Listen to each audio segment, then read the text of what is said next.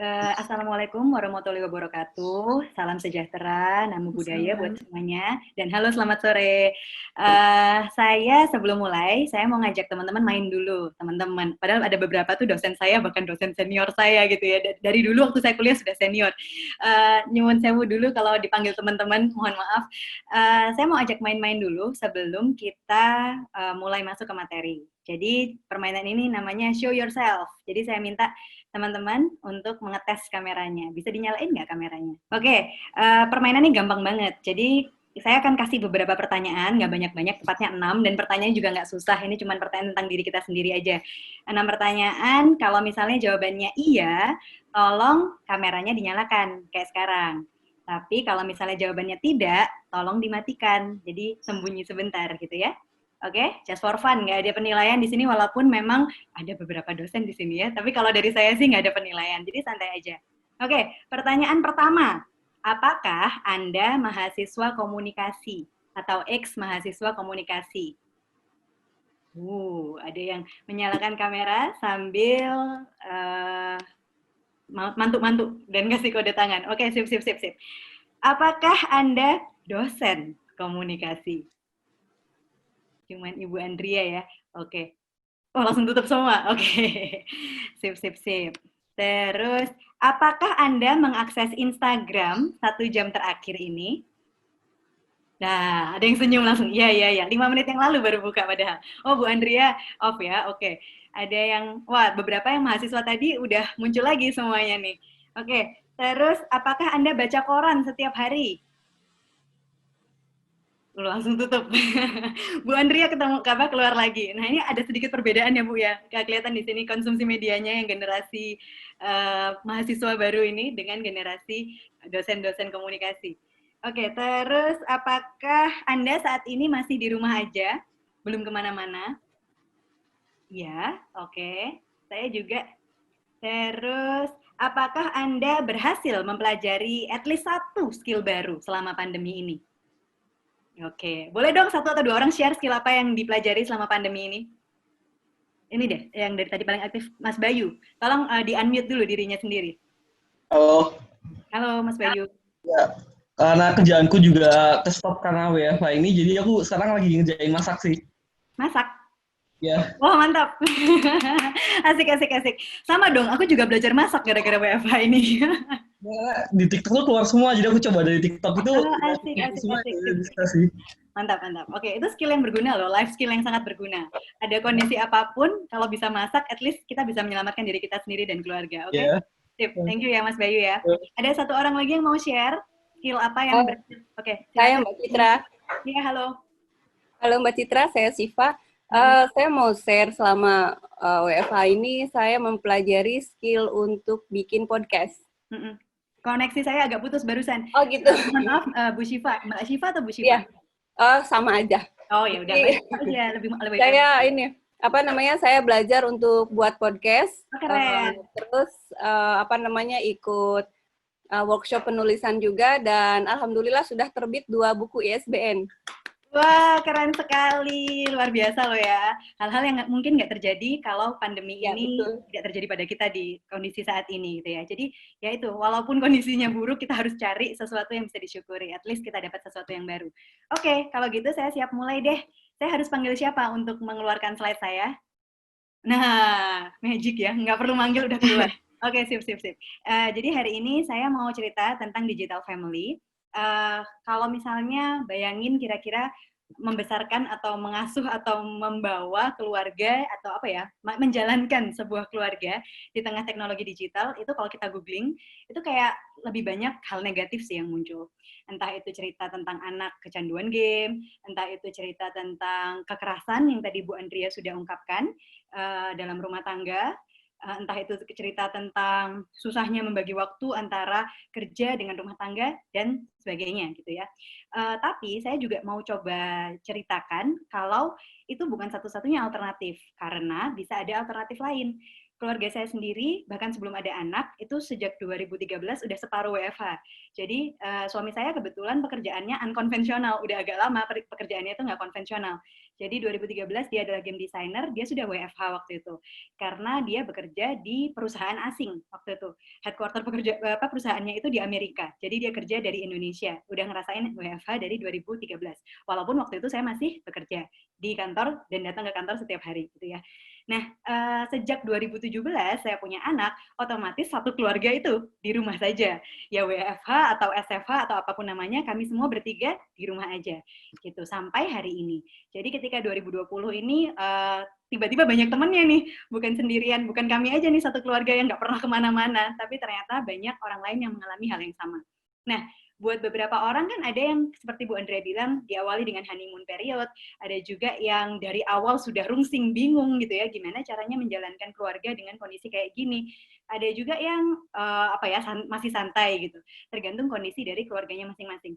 Nah, yang saya mau coba sampaikan, kalau sebenarnya saya mau coba lihat dari alternatif satunya. Jadi saya prefer untuk nggak ngelihat dari yang dark possibilities-nya.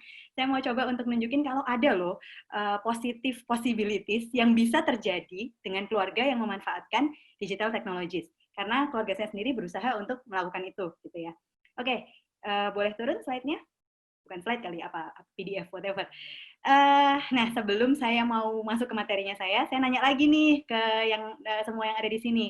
Berapa kali sehari, coba kalau bisa ingat, kira-kira Anda menggunakan gadget itu sehari berapa kali atau berapa jam deh? Atau kalau ada yang berkenan menunjukkan report dari Apple atau dari Google mungkin untuk menunjukkan screen time-nya, kalau ada yang berkenan share, boleh. Atau kalau enggak saya deh yang buka screen time saya. Dan untuk apa aja? Ini pertanyaan follow up-nya juga penting.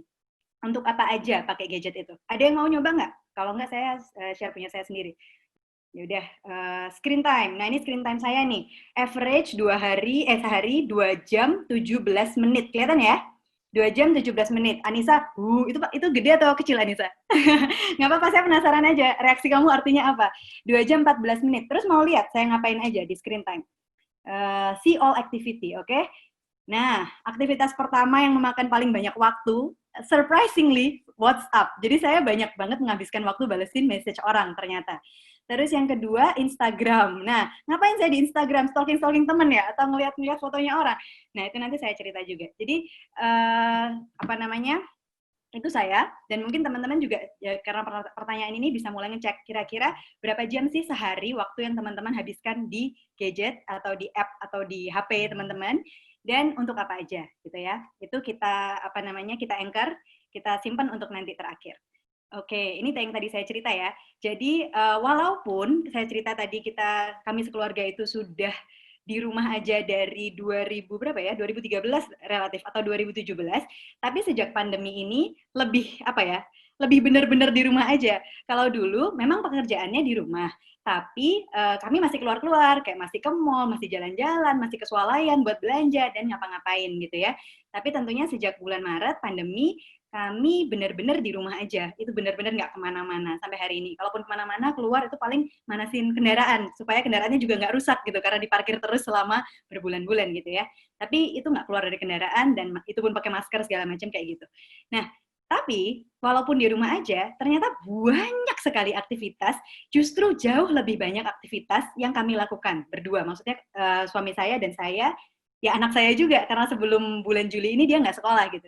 Jadi di rumah ini ada 3 orang yang punya jadwal. Dan itu seperti Bu Andrea bilang tadi, kita bagi waktu supaya 3-3-nya aktivitasnya bisa jalan gitu. Jadi yang pertama saya work from home, kerja dari rumah.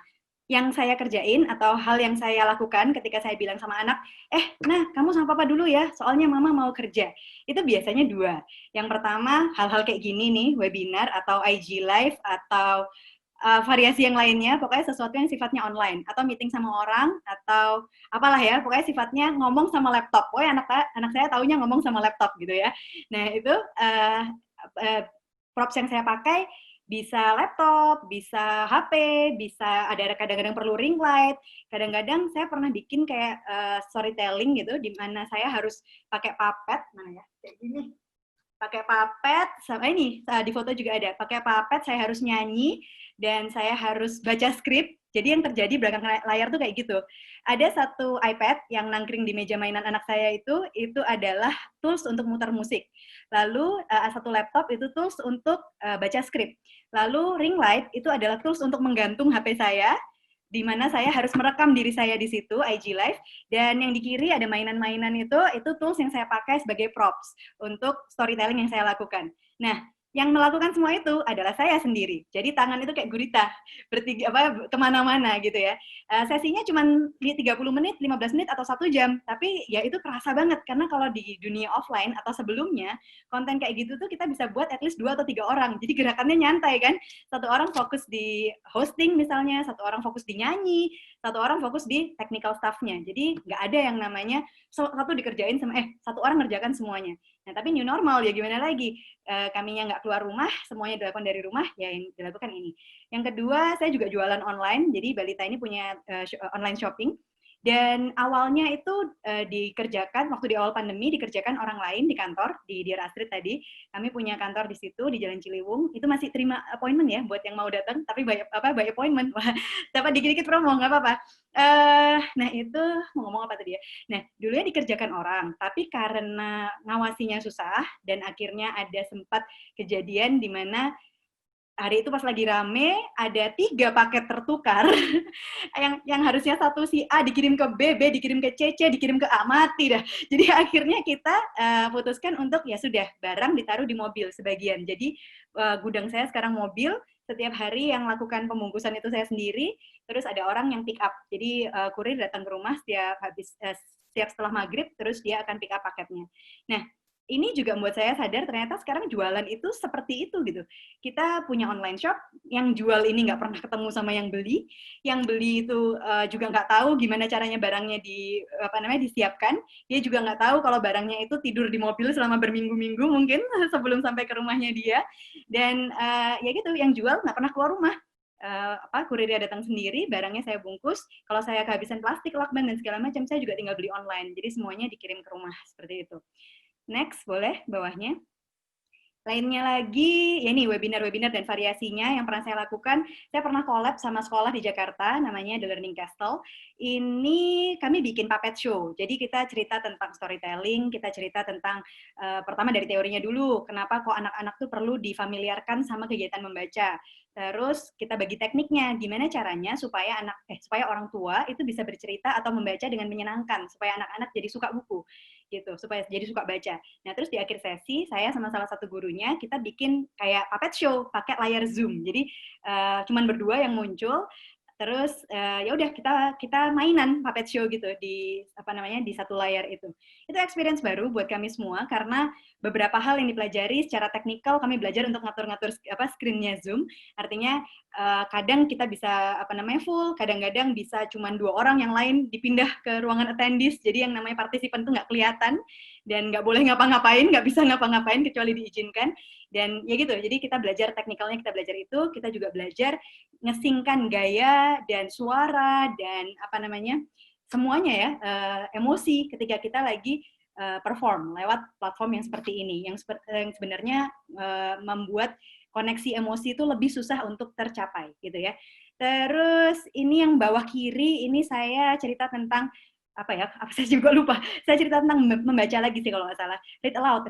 Nah, read aloud, membaca nyaring, beberapa teknik yang bisa dipakai buat membaca nyaring. Ini salah satu event pertama dalam rangka launching buku ceritanya Balita. Jadi waktu itu penerbit itu sudah bikin event buat kami, udah ngeplan untuk bikin event. Rencananya Maret atau April, kami akan punya event waktu itu di Jakarta.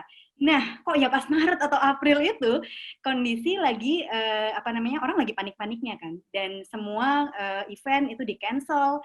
Terus semua orang beraktivitas akhirnya dari rumah dan nggak ada yang tahu kondisi itu akan bertahan sampai kapan. Akhirnya penerbit decide, ya udah kita bikin eventnya online aja. Jadi ini webinar pertama kami online. Waktu itu karena kami nggak yakin, gimana ya kalau bikin webinar terus nggak ada yang datang, nanti yang nonton cuma 1-2 kan malu gitu kayak.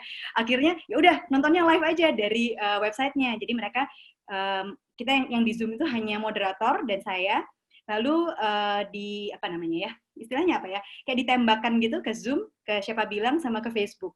Jadi bisa dilihat di beberapa platformnya punyanya penerbit. Nah, waktu itu ternyata kita pakai gimmick nggak ya? Soalnya event-event saya yang baru-baru selalu ada gimmicknya. Jadi nanti saya akan sampai ke situ. Yang pertama itu saya lupa ada gimmicknya. Jadi untuk bikin orang mau bertanya dan juga berpartisipasi kan ada gimmicknya ya. Kita bikin kayak 3 partisipan terbaik. Partisipan terbaik ini artinya harus aktif nih, bertanya, pertanyaan harus bagus gitu ya.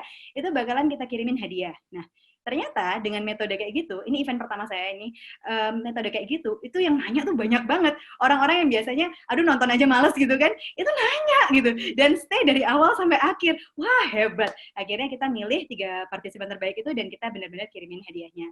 Itu jadi salah satu event pertama yang akhirnya jadi semacam habit buat kita sekarang ketika kami sekarang collab untuk bikin event dengan orang lain, kami selalu suggest kami harus punya gimmick ya. Soalnya kalau nggak ada gimmick biasanya orang akan susah untuk stay, apalagi bertanya gitu. Karena zaman sekarang ini banyak sekali alternatif pilihan event dan free semuanya gitu ya. Dan kita semua ini berebut perhatian dengan banyak sekali hal. Karena semua brand, semua komunitas itu sekarang alternatifnya hanya online, jadi yang namanya event online tuh banyak banget gitu ya.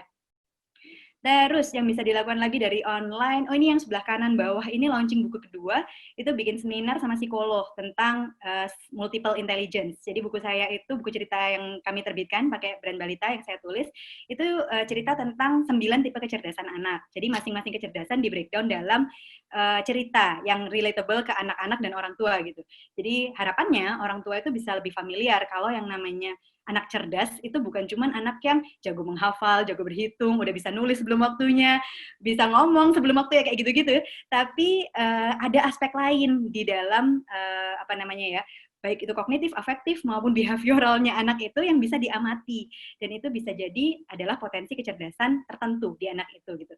Dan satu anak bisa punya kombinasi macam-macam kecerdasan, dan kalau itu diasah itu bisa jadi sesuatu semacam itu. Jadi harapannya semacam itu. Itu event yang kedua. Terus yang bawah kecil itu interview. Bayangin, interview sekarang juga lewat Zoom loh. Itu Suara Surabaya. Jadi bentuknya sekarang kayak gini. Karena saya waktu itu diajak saya lupa. Muda Luar Biasa. Itu saya bilang, tapi saya nggak mau datang ke studio. Mohon maaf gitu. Saya masih di rumah aja. Saya bilang gitu waktu itu. Oh nggak apa-apa, kami bisa lewat Zoom. Oh ya sudah, saya mau kalau lewat Zoom gitu. Jadi begitu. Ternyata interview sekarang juga bisa dilakukan lewat Zoom. Ini magic tools untuk semua kegiatan. Next, di bawah lagi, ini lebih magic lagi. Ini dilakukan suami saya sama tim musik. Jadi kami ceritanya Balita ini lagi upgrade musik supaya kualitasnya itu production value-nya lebih bagus dan bisa masuk ke market internasional. Jadi kami mau bikin Balita 2.0 ceritanya. Lagu bahasa Indonesia dibagusin, lagu bahasa Inggrisnya juga dibagusin, terus dan bikin lagu bahasa Inggris dan bikin channel untuk lagu bahasa Inggris. Nah, ketika masuk ke channel internasional, ke ranah persaingan internasional, itu kan bersaingnya sama, saya nggak tahu familiar apa enggak, Cocomelon itu ada kayak salah satu channel yang gede banget gitu kan. Nah itu kualitas produksi udah bagus banget, dan kalau untuk bisa bersaing sama mereka ya berarti yang kami lakukan sekarang itu masih jauh dari cukup gitu. Akhirnya kita memperluas tim. Kami punya tim musik yang baru. Ini teman-teman yang berkolaborasi sama kami. Ada satu yang bagian bagian aransemen dan juga bikin brand sound segala macam gitu ya, dan dia bantuin take vokal. Terus ada beberapa yang artis pengisi suara. Maksudnya artis itu bukan selebritis, maksudnya artis itu talent gitu ya, pengisi suara. Nah, karena semua aktivitas ini harus dilakukan secara di rumah masing-masing, dari rumah masing-masing, jadi yang terjadi ketika recording itu kayak gini. Ini juga Zoom atau Google Meet saya lupa, dan yang paling atas itu yang kelihatan siluetnya mukanya lagi hadap samping, itu orang yang bertugas ngaransemen, jadi dia yang tahu kira-kira harus seperti apa nanti moodnya, temponya, segala macam gitu ya. Yang kedua itu yang di bawahnya itu talent, yang di bawahnya lagi itu juga talent, orang yang sama. Yang ketiga itu suami saya, jadi suami saya kayak ngedirect dan nge-proof kalau misalnya oh iya ini udah oke, itu bungkus gitu ya. Tapi kalau misalnya masih kurang, ya nanti diulang lagi atau gimana. Nah, proses ini terjadi jarak jauh, online. Keren ya? Jadi ini si talent itu ngebuka aplikasi, ini kayaknya GarageBand, dia buka di situ, dia puterin lagunya, terus dia contohin, kira-kira nanti saya take-nya kayak gini nih mood-nya. Udah oke atau belum gitu. Terus dikasih input, dikasih feedback, lalu dia take beneran. Dia sambil yaitu di bawah supervisinya suami saya sama si music, kayak semacam music director-nya gitu. Jadi ya itu bisa dilakukan juga online. Oke, next bawah lagi. Oh, ini yang tadi saya sempat bilang, gimmick. kami belajar bahwa sekarang yang namanya kanal parenting atau platform parenting, terutama di Instagram itu lagi banyak banget.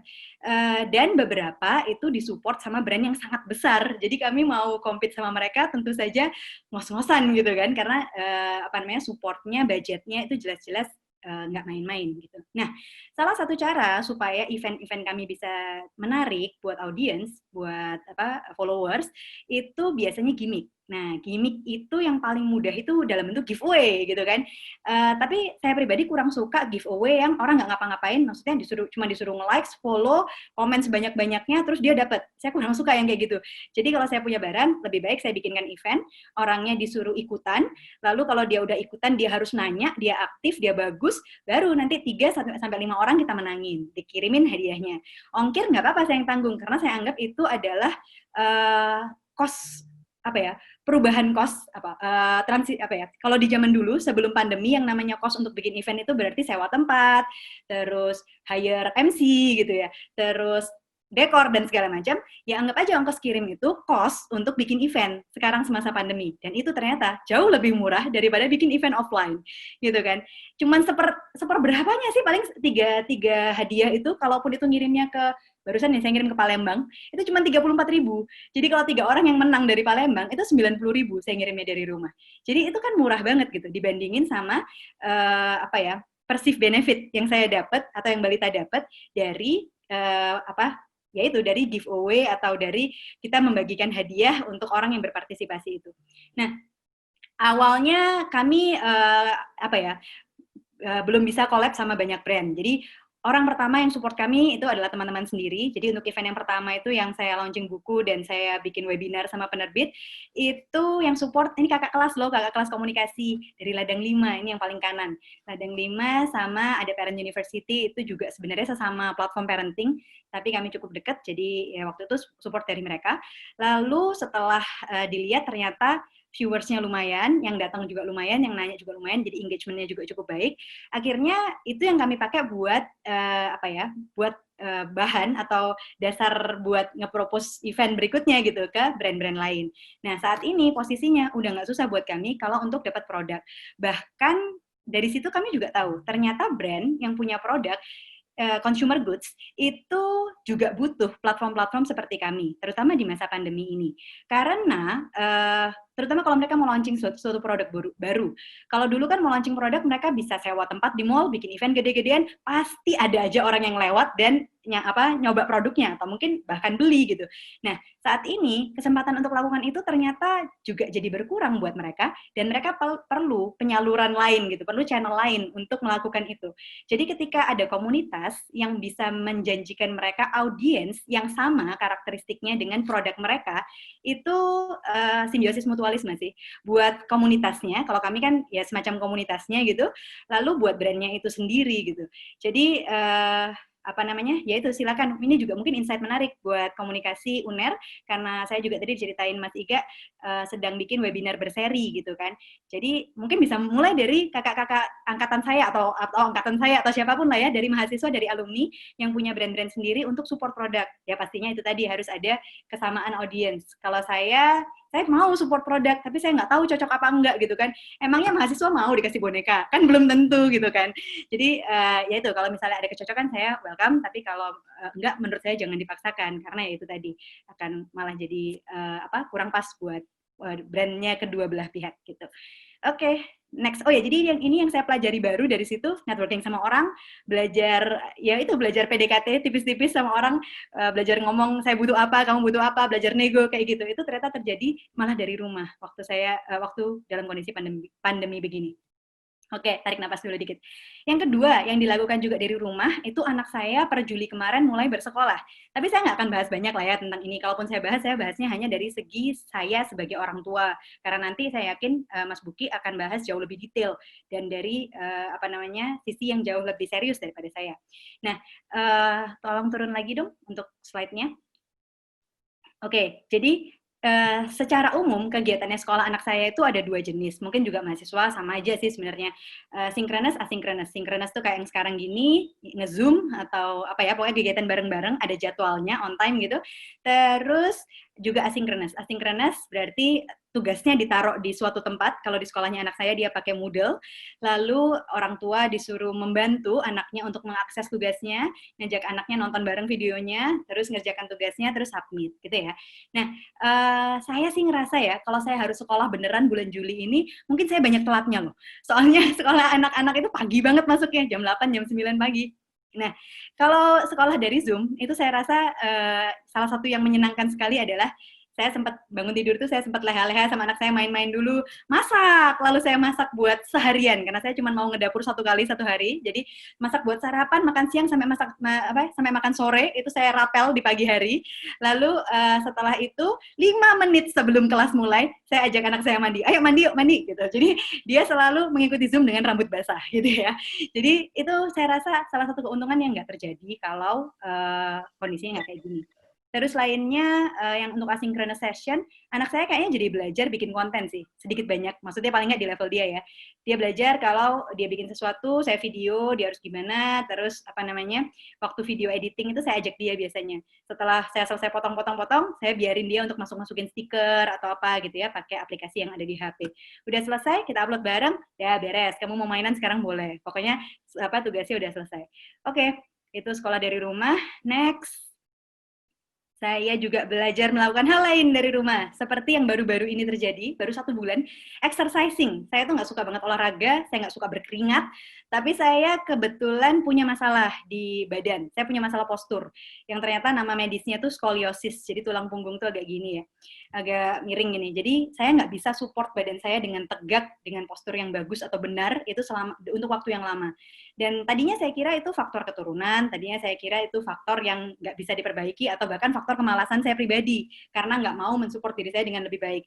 Ternyata, karena saya punya network baru dan berteman dengan orang baru, terus akhirnya dia ternyata punya knowledge tentang itu, dia akhirnya kasih tahu saya, mungkin kamu ada masalah di core muscle katanya. Oh, core muscle. Ya, waktu kecil kamu kurang tummy time. Oke, aku kurang tummy time. Masa aku mau tummy time sekarang? Ya udah nggak bisa katanya. Bukan tummy time exercise-nya, tapi ada exercise lain yang bisa kamu lakukan. Ada nih namanya postural yoga, mau coba nggak? Boleh deh, boleh coba. Akhirnya nyoba. Ternyata memang ada gerakan-gerakan atau treatment yang bisa saya jalani yang bikin postur saya sedikit membaik. Jadi saya ngeceknya dari tugas-tugas video anak saya yang mana saya harus ikut masuk di dalamnya beberapa. Wah, lumayan ya, saya udah nggak terlalu kayak bungkuk banget gitu. Jadi saya merasa itu membuat diri saya merasa lebih baik. Jadi setiap Senin malam saya yoga lewat Zoom bersama beberapa orang teman yang saya juga baru kenal, yang mereka juga nggak di kota yang sama gitu. Terus networking, yaitu pada secara langsung saya juga networking, saya nambah teman, saya juga nambah skill, saya juga nambah kesempatan untuk mengkoreksi sesuatu yang sebenarnya tadi sudah saya terima sebagai ya udahlah aku ya kayak gitu. Ternyata masih ada jalan untuk mengkoreksi diri. Terus berikutnya shopping, ini penting banget. Shopping ini saya juga lakukan online. Seminggu sekali biasanya buat sayur, buah, makanan segar gitu ya. Atau kadang-kadang kalau tukang sayur di kompleks saya lewat, yang mana jarang sekali terjadi, kalau dia lewat kadang-kadang saya beli di depan. Tapi kalau enggak ya itu saya beli online. Terus kalau misalnya anak saya butuh baju baru, karena kalau saya sendiri mah udah nggak tumbuh lagi ya, jadi tingginya segini-segini aja, nggak mungkin kekecilan bajunya. Kecuali kalau saya nambah berat badan, jadi bisa juga kecilan. Kalau yang namanya anak kecil itu sejak 6 bulan yang lalu kita nggak keluar rumah, itu yang namanya celana tuh udah cingkrang, sendal udah nggak cukup, jadi otomatis shopping itu kita lakukan online. Terus self entertaining, ini juga penting supaya gesekan di dalam rumah itu tidak terlalu banyak. Semua orang yang dalam rumah kan harus happy, harus bisa menemukan cara buat mengentertain dirinya sendiri dengan caranya masing-masing, entah dengan bantuan teknologi atau tidak. Saya kasih contoh, kalau suami saya cara self entertainingnya main game, dan dia suka main game dengan bareng-bareng temannya. Jadi ada kayak mobile game gitu yang bisa dimainin online bareng temannya, dan biasanya malam-malam setelah dia selesai kerja gitu ya, kalau saya baru turun habis tidurin anak, saya ke bawah, saya menemukan dia sama HP-nya. Ya pokoknya lagi asik banget, kayak bener-bener olahraga, soalnya sampai rahang itu tegang gitu. Wah gitulah ya, kadang-kadang saya goda kalau dia lagi kayak gitu, soalnya kayak serius amat sih mainan. Soalnya saya bukan tipe yang kayak gitu. Saya nggak terlalu suka main game. Tapi ya sudah, itu suami saya, dia sukanya kayak gitu, dan kalau dia nggak lakukan kayak gitu, dia juga akan burn out gitu kan. Itu cara dia ngelepasin kejenuhannya. Kalau anak saya ngikut bapaknya. Dia juga suka ngegame, umurnya 3,5 tahun dan pinter banget main game. Udah tamat 2 atau 3 judul. Tapi karena Bu Andrea tadi, seperti yang tadi Bu Andrea bilang, kalau terlalu lama nanti ada efek samping segala macam, kita sepakati kalau 1 hari cuma boleh 1 jam. Jadi setelah semua kewajiban dia selesai, kewajiban itu yang masuk list adalah sarapan, mandi, ngerjain semua tugas sekolah gitu ya, itu udah beres semua, ganti baju, terus saya nyalain alarm, dia boleh main. Kalau alarmnya bunyi, dia beresin semuanya. Kalau misalnya alarm bunyi dia nggak beresin, ya berarti jatah besok dipotong kayak gitu. Jadi ya udah sama dia udah kayak gitu jalannya. Udah dia jadi beres ya, yang dia suka itu juga tercover. Yang saya suka itu saya suka crafting, saya suka bikin-bikin. Jadi kalau malam-malam semua udah beres nih, saya itu duduk di ujung tangga. Saya lagi suka makram sekarang, jadi mainan tali. Saya tali-tali ke teralisnya tangga itu sambil duduk di situ gitu. Suami saya sampai heran, tumben kamu bisa diem kayak 2 jam nggak ngapa-ngapain sambil ngeliat video. Oh ya, tutorialnya kan di video ya. Ngeliat tutorial di YouTube itu sambil tangannya bikin-bikin. Itu bisa kayak berjam-jam saya lakukan itu. Jadi ya itu, kita temukan cara untuk menghibur diri kita sendiri juga dengan apapun yang kita butuhkan di kondisi seperti ini. Oh ya, itu tadi kan yang masing-masing. Jadi perlu juga ada waktu yang bersama. Kalau saya sama suami saya suka nonton bareng, jadi malam-malam biasanya sebelum tidur kita milih film 1, 2 atau apa gitu ya, supaya bisa ada sesuatu yang kita share bareng gitu. Terus sama anak juga biasanya kalau weekend kami ngajak dia untuk nonton yuk nonton gitu ya, nonton di rumah, nonton apa gitu. Terus sambil makan popcorn atau camilan apa yang kita buat sendiri di rumah kayak gitu. Terus itu saya rasa di bawah lagi ada boleh turun. Nah, dari contoh yang tadi saya kasih itu kan sebenarnya saya mau bawa teman-teman ke sini. Jadi bagaimana sebenarnya hari ini yang namanya landscape komunikasi itu bergeser. Nah, kalau ngelihat pergeserannya, saya mau coba lihat dari 3 sisi. Jadi dari frame zaman, terus dari frame usia kitanya, orangnya, subjeknya, dan juga dari bentuk kegiatannya. Nah, kalau sampai mana? Tadi yang pertama saya mau cerita tentang pergeseran lanskap komunikasi ya. Kalau aja pandemi ini terjadi di 10 tahun aja, lebih awal dari sekarang. Kira-kira hidup kita bisa kayak sekarang nggak sih? Atau kira-kira kita bisa siap nggak sih menghadapinya? Atau lebih susah nggak sih? Kebayang sih iya ya. Soalnya aplikasi-aplikasi yang sekarang membantu banget, kayak aplikasi delivery makanan, aplikasi ya ini yang kita pakai sekarang ini, online conference gitu ya, itu belum ada gitu, atau belum populer, atau kalaupun ada, baru beberapa orang yang bisa akses, lebih banyak orang yang nggak tahu, dan segala macam gitu. Nah, jadi saya mau coba lihat balik ke belakang ini, kejauhan sih ya mungkin ya. Kita sekarang ada di mana, dan untuk melihat kayak di belakang kita tuh ada apa lagi gitu. Nah, kalau kita ngelihat revolusi atau era hidup manusia gitu ya, mungkin kita bisa lihat dari 2 sisi. Dari sisi industri, juga dari sisi masyarakat atau orangnya. Nah, kalau dari sisi industri, kita berangkat dari yang pertama banget itu revolusi yang terjadi pertama, atau yang tercatat paling nggak ya di sejarah manusia, itu adalah penemuan mesin uap waktu itu ya. Itu membuat orang yang tadinya kerjanya manual labor jadi bisa pakai mesin gitu, otomatis dia bisa produksi lebih banyak, dan di situ perubahan hidup itu terjadi gitu. Terus yang kedua itu terjadi waktu produksi itu bisa jadi massal. Yang ketiga waktu komputer udah bisa dilibatkan, jadi mesin itu dijalankan partly atau sepenuhnya oleh komputer.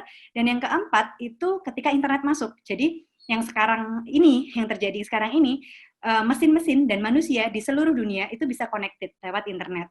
Ada istilah Internet of Things, semua hal itu menjadi satu atau terhubung dalam satu network.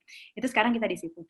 Lalu kalau dari sisi masyarakatnya, di belakang dulu banget kita, nenek moyang kita itu berburu dan mengumpul, berburu dan hunter and gatherer, mengumpulkan. Ya, jadi berburu dan mengumpulkan bahan-bahan makanannya.